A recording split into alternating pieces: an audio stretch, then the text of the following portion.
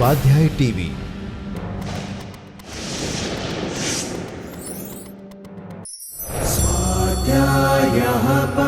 Doctor Baba Saheb Ambedkar open university.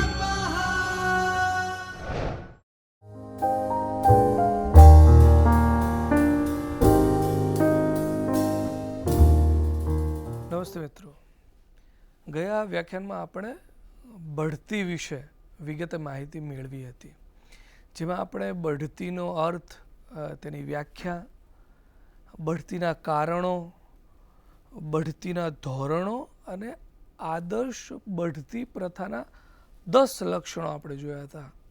મિત્રો, આજે આપણે એક અલગ વિષય સાથે આવીએ છીએ. આજનો આપણા વ્યાખ્યાનમાં આપણે બદલી વિશે વિગતે માહિતી મેળવશું, જેમાં આપણે બદલીનો અર્થ, તેની વ્યાખ્યા, બદલીના કારણો, બદલી સામે વિરોધ તથા સાવચેતીના પગલાઓ, બદલીની સમસ્યાઓ અને અંતમાં આદર્શ બદલી પ્રથાના લક્ષણો જોઈશું અને સમજવાનો પ્રયત્ન કરીશું. સ્ક્રીન ઉપર જોઈ શકો છો બદલીનો અર્થ અને તેની વ્યાખ્યા આપણે સૌપ્રથમ જોઈએ. મિત્રો, ખ્યાલ આવે છે કે કર્મચારીને તેના વર્તમાન હોદ્દા જેવા જ બીજા હોદ્દા પર વેતન કે જવાબદારીમાં કોઈ ફેરફાર કર્યા સિવાય મૂકવામાં આવે તેને બદલી કહેવામાં આવે છે. બહુ સિમ્પલ, સરળ આ વ્યાખ્યા છે. કર્મચારીને વ્યવસ્થા તંત્રની એક જ સપાટીએ સમાન એવા એક હોદ્દા પર એક વિભાગ, શાખા, પાળીમાંથી બીજા વિભાગ, શાખા, પાળીમાં મૂકવામાં આવે તેને બદલી કહેવાય.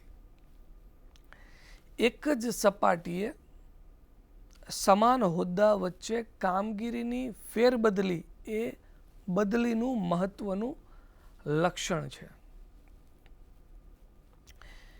એકમમાં માનવ શક્તિનો મહત્તમ ઉપયોગ કરવાના હેતુથી કર્મચારીની બદલી કરવામાં આવે છે. અત્યારે આ સમયે આપણે એ યાદ રાખવું જોઈએ કે બદલીમાં કર્મચારીઓના વેતન, તેની જવાબદારીઓમાં ખાસ કોઈ ફેરફાર કરવામાં આવતો નથી. અર્થ અને વ્યાખ્યા આપણે આ સમજી. હવે આપણે બદલીના કારણો જોઈએ. સામાન્ય રીતે કયા કયા કારણોસર બદલીઓ કરવામાં આવ્યા છે તે જોઈએ. તો જોઈ શકાય છે. પહેલું છે કંટાળાજનક પરિસ્થિતિ નિવારવા માટે. મિત્રો, જોઈ શકીએ છીએ કે કોઈક વાર કર્મચારીઓ અમુક પ્રકારના એક ધારા કાર્યથી કંટાળી જાય ત્યારે તે પોતાના કાર્ય પ્રત્યે નીરસ વૃત્તિ કે ઉપેક્ષા વૃત્તિ દાખવે છે. આવી પરિસ્થિતિના નિવારણ માટે ખાસ કરીને કર્મચારીની વૃત્તિ અનુસાર મનપસંદ કાર્ય, એટલે કે અલબત્ત આપ વાંચી શકો છો, અલબત્ત એકમની નીતિને અનુરૂપ આપવામાં આવે તો તેનાથી કામના શ્રેષ્ઠ પરિણામો પ્રાપ્ત થઈ શકે છે. બીજું લઈએ, અયોગ્ય કાર્ય વહેંચણીને કારણે. એવી જ રીતે મિત્રો જોઈએ તો કર્મચારીઓની લાયકાત અનુસાર કાર્યની વહેંચણી કરવામાં જ ભૂલ થઈ ગઈ હોય તો કર્મચારીઓની બદલી કરીને તે ભૂલ સુધારી શકાય. અયોગ્ય કાર્ય વહેંચણી થઈ ગઈ હોય, ભૂલ સુધારવા માટે પણ આવું થઈ શકે છે. બરાબર છે. ત્રીજું જોઈએ, અશક્તિને કારણે.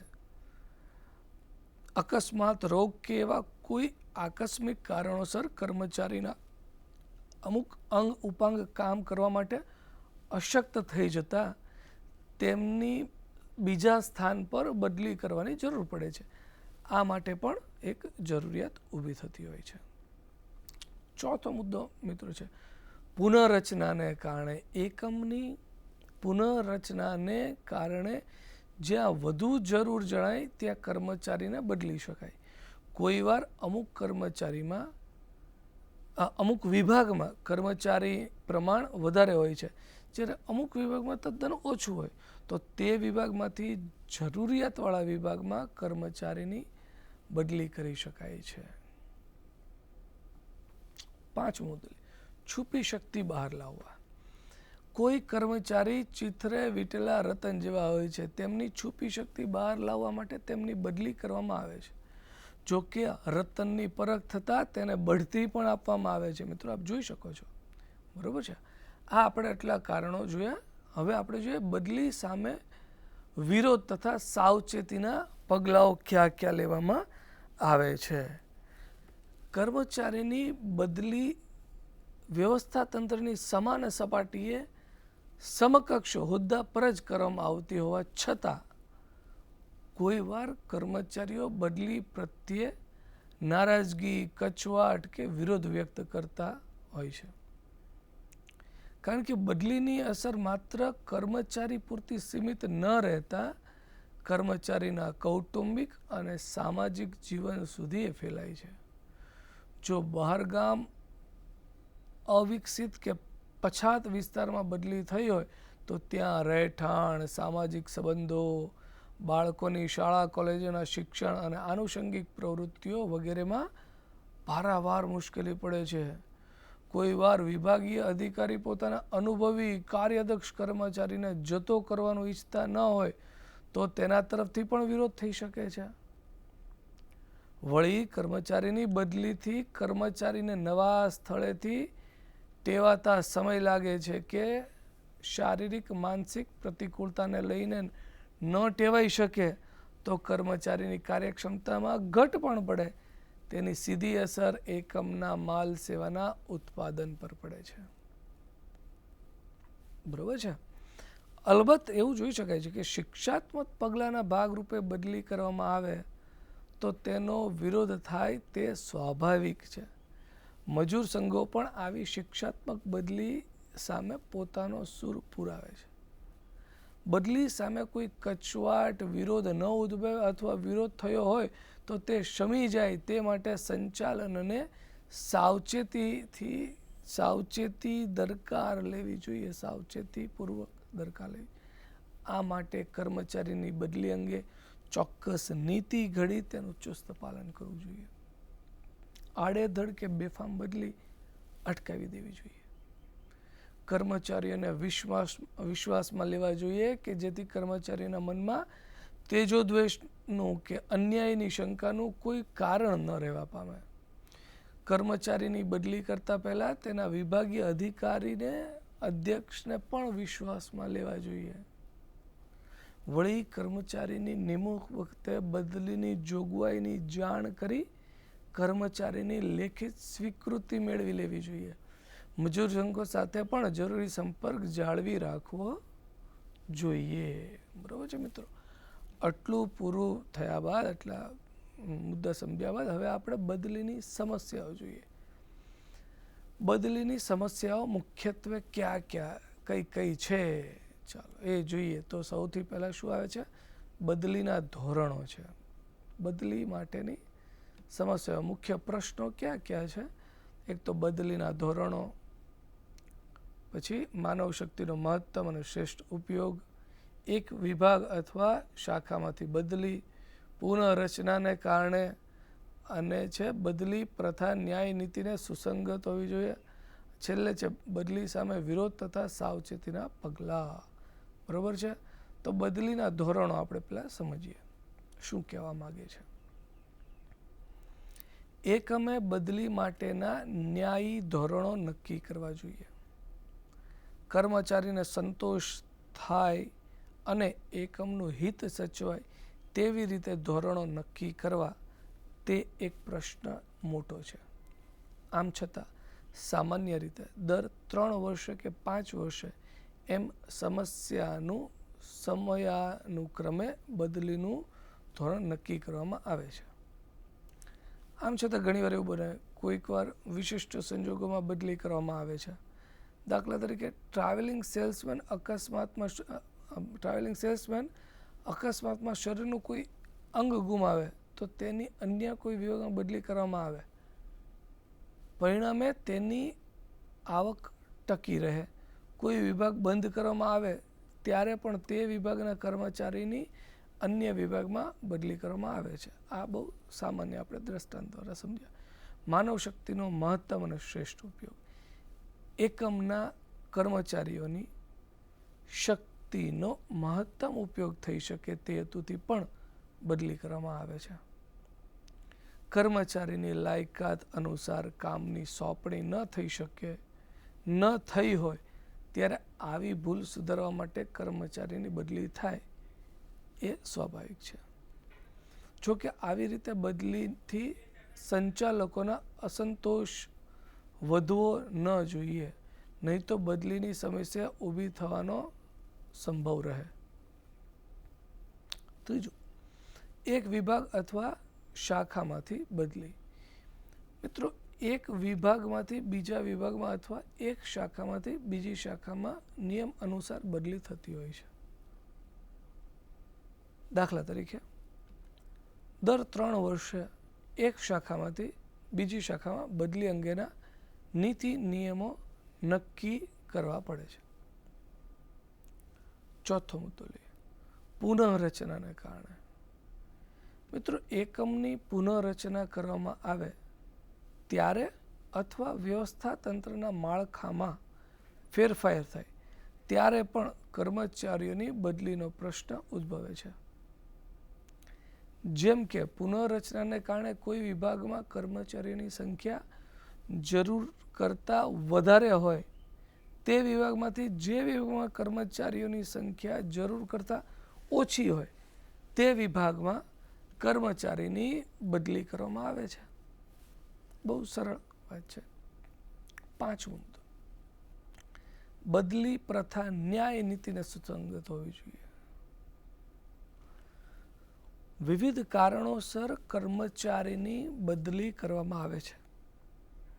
તે કંપનીના હિતમાં અને કર્મચારીને સંતોષ થાય તે રીતે ન્યાય નીતિને સુસંગત હોવી જોઈએ. આ બહુ સરળ વાત અહીં છે, સમજાય એવી વાત છે. છઠ્ઠો મુદ્દો, બદલી સામે વિરોધ તથા સાવચેતીના પગલાં. આગળ આપણે એક 3 નંબરનો મુદ્દો જોયો હતો. આ એમાં સમસ્યાની સવિસ્તાર ચર્ચા કરી છે. આપણે એ બાબત અહીંયા આપણે એને અનુરૂપ ગણી શકીએ. બરાબર છે. સાવચેતીના જે પગલાઓ આપણે નક્કી કર્યા એની અહીંયા આપણે મુદ્દા નંબર 3, માનવ શક્તિનો મહત્તમ અને શ્રેષ્ઠ ઉપયોગ, અને એ રીતે આપણે એને અંદર ઉમેરી શકીએ. આદર્શ બદલી પ્રથાના લક્ષણો. ત્યારબાદ જોઈએ આદર્શ બદલી પ્રથાના લક્ષણો ક્યાં ક્યાં છે. એકમે પોતાની નીતિ અનુસાર સમય સંજોગો ધ્યાનમાં લઈને અનુકૂળ બદલી પ્રથા ઘડવી જોઈએ. આદર્શ બદલી પ્રથાના લક્ષણો ક્યાં ક્યાં છે આપ સ્ક્રીન ઉપર જોઈ શકો છો. એ છે, કેટલા છે આપણે જોઈએ. કર્મચારી એકમને લાભદાયી, બરોબર છે. પછી બીજું છે બદલીના ચોક્કસ ધોરણો, માનહાનિ, ન્યાય નીતિને સુસંગત, માનહાનિ અસંતોષ નિવારણ, માહિતી પ્રેષણની વ્યવસ્થા, ફરજો જવાબદારી ઘડતર, સુવિધાઓ જોખમાય નહીં અને બદલી પ્રથા પરિવર્તનશીલ હોવી જોઈએ. આમ જોઈએ આપણે તો 1, 2, 3, 4, 5, 6, 8 મુદ્દાઓ છે. સ્ક્રીન ઉપર જોઈ શકાય છે. આપણે એક એક વિશે વિગતે માહિતી મેળવીએ. સૌથી પહેલું શું છે? કર્મચારી એકમને લાભદાયી છે. બદલી પ્રથાથી એકંદરે કર્મચારીને સંતોષ થાય અને એકમને લાભ થવો જોઈએ. આદર્શ બદલી પ્રથાનું આ મુખ્ય લક્ષણ આપણે ગણી શકીએ. બીજું, બદલીના ચોક્કસ ધોરણો હોવા જોઈએ. બદલી માટેના ચોક્કસ ધોરણો નક્કી કરી તેને ચુસ્ત રીતે વળગી રહેવું જોઈએ. ક્યાંક એવું ન બને કે પૂર્વગ્રહ કે પક્ષપાતને લઈને કર્મચારીની બદલી કરવામાં આવે. ત્રીજું, ન્યાય નીતિને સુસંગત. બદલી પ્રથા ન્યાય નીતિને સુસંગત હોવી જોઈએ. અન્યાયકારી પક્ષપાત ભરી ન હોવી જોઈએ. ચોથું, માનહાનિ અસંતોષ નિવારવા.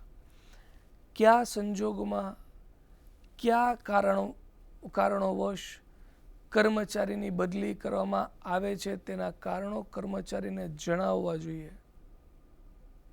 કર્મચારીને માનહાનિ કે અસંતોષ ન થાય તે ખાસ જોવું જોઈએ મિત્રો.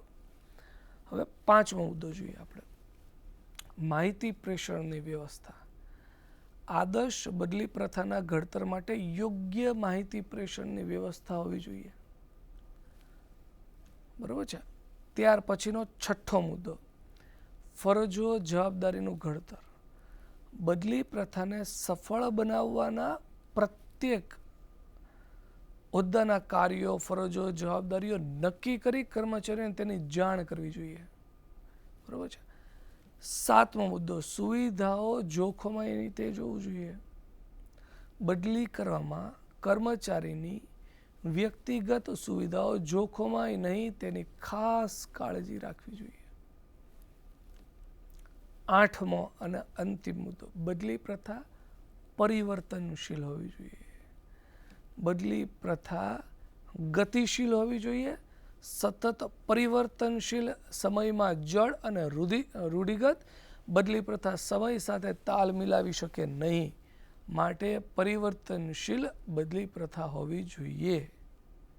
બરાબર છે મિત્રો. આમ આજના વ્યાખ્યાનમાં આપણે બદલી વિશે વિગતે માહિતી મેળવી. બદલીનો મુદ્દો અહીંયા આપણે પૂર્ણ કરીએ છીએ. આ વ્યાખ્યાનમાં આપણે શું શું માહિતી મેળવી? તો સૌપ્રથમ બદલીનો અર્થ, તેની વ્યાખ્યા, બદલીના કારણો, કયા કયા કારણોસર બદલીઓ કરવામાં આવે છે એ, બદલી સામે વિરોધ તથા સાવચેતીના પગલાઓ કયા કયા લેવા જોઈએ, કેવો વિરોધ થશે અને કેવા કેવા સાવચેતીના પગલાઓ લેવા જોઈએ એ જોયું. બદલીની સમસ્યાઓ અને છેલ્લે અંતમાં આપણે શું જોયું? આદર્શ બદલી પ્રથાના લક્ષણો જોયા. એ જ ઉપરાંત આપણે એને સમજવાનો પણ પ્રયત્ન કર્યો. હવે પછીના વ્યાખ્યાનમાં આપણે બીજા વિષય સાથે આવશું. ત્યાં સુધી રજા આપો. નમસ્તે. સ્વાધ્યાયઃ પરમં તપઃ.